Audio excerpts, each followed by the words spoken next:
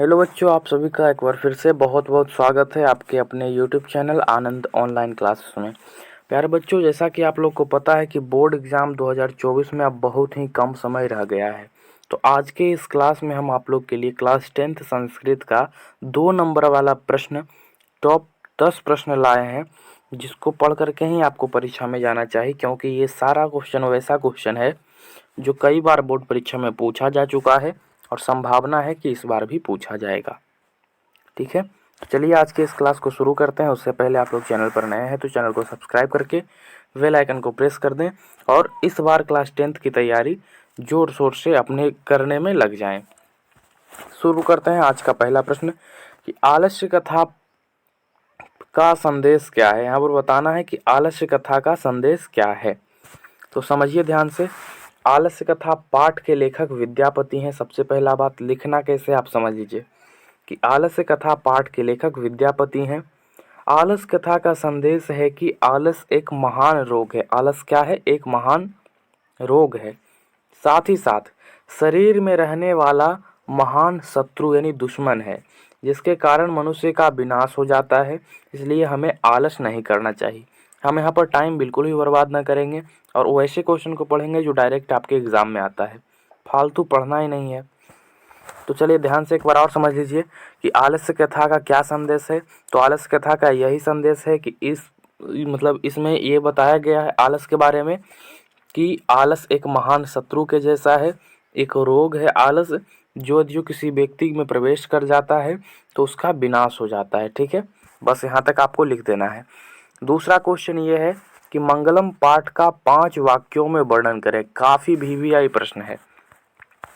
Bihar board का ठप्पा लगा हुआ है इस सब क्वेश्चन पर कि ये सब क्वेश्चन पूछा जाता है, कई बार पूछा जा चुका है। क्वेश्चन बैंक पलट के देख लीजिए, नहीं यकीन होता है तो ध्यान से समझिए कि मंगलम पाठ का 5 वाक्य में वर्णन किस प्रकार से करना है। तो आप जो मंगलम पाठ में पढ़े हैं उसको लिख देना है 5 लाइन में। हम मंगलम पाठ करा भी चुके हैं, आप लोग देखे होंगे। तो मंगलम पाठ को उपनिषद से लिया गया है। इसके अनुसार सत्य की हमेशा जीत होती है और असत्य की हार होती है। ध्यान से समझ लीजिएगा। मंगलम पाठ के अनुसार सत्य की हमेशा जीत होती है और किसकी हार होती है? असत्य की हार होती है। तथा संसार में सबसे महान आत्मा है और सबसे सूक्ष्म भी आत्मा है।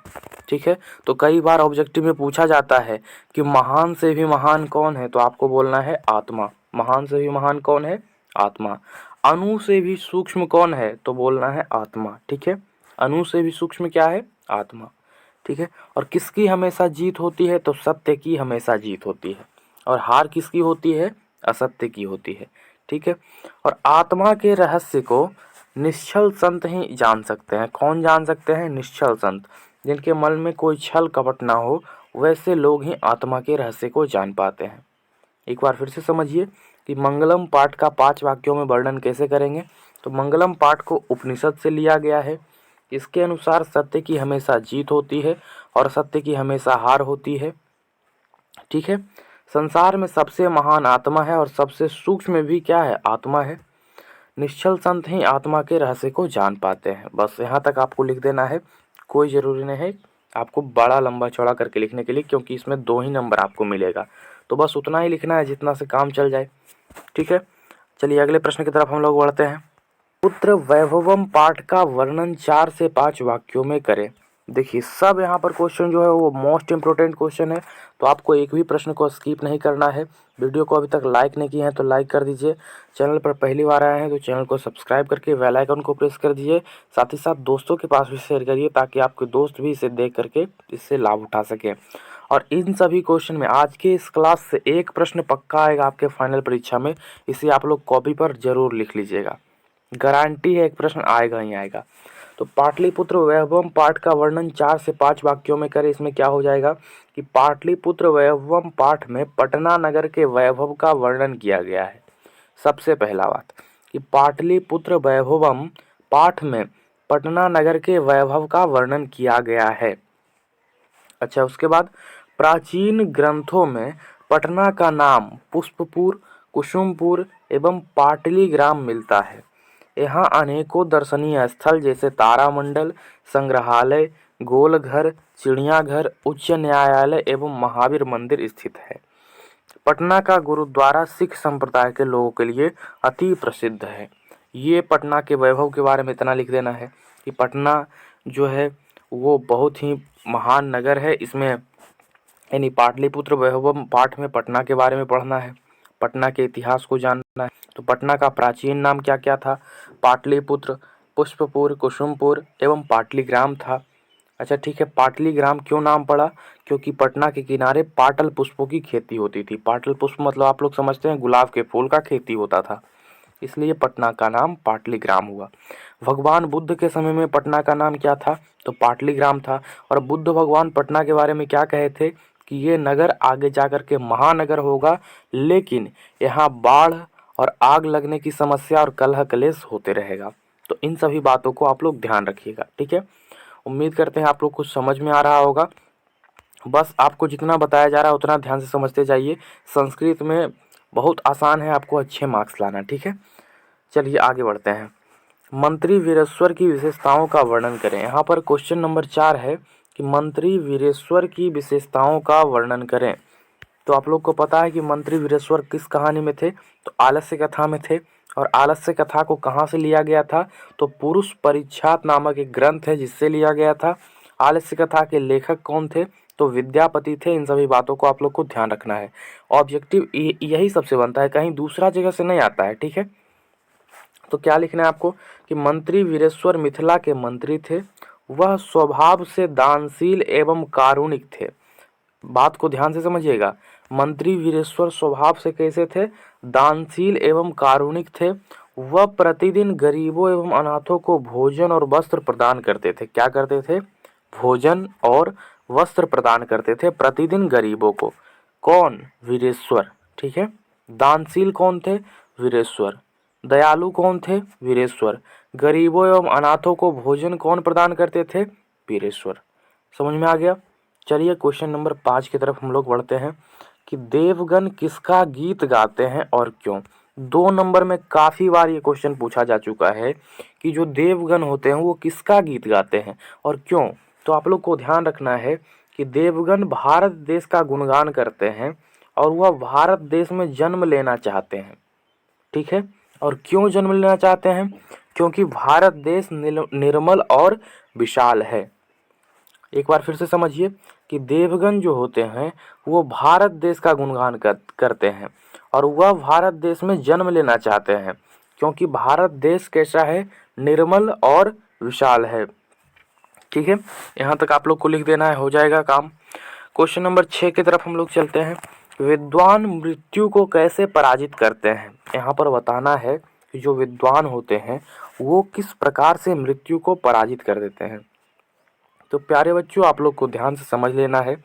ये क्वेश्चन भी बहुत बार पूछा जा चुका है आपके परीक्षा की दृष्टि से, बिहार बोर्ड एग्जाम की दृष्टि से। एक क्वेश्चन काफ़ी महत्वपूर्ण है, इसका हिस्ट्री बहुत खतरनाक है, ये बहुत बार पूछा है, ठीक है। देखिए, विद्वान पुरुष अपने आप को अंधकार स्वरूप मानकर, यानी अपने आप को कुछ नहीं समझते हैं कि हमको कुछ नहीं आता है, अपने आप को अंधकार स्वरूप मानकर दूसरों से ज्ञान ग्रहण करते हैं। क्या करते हैं?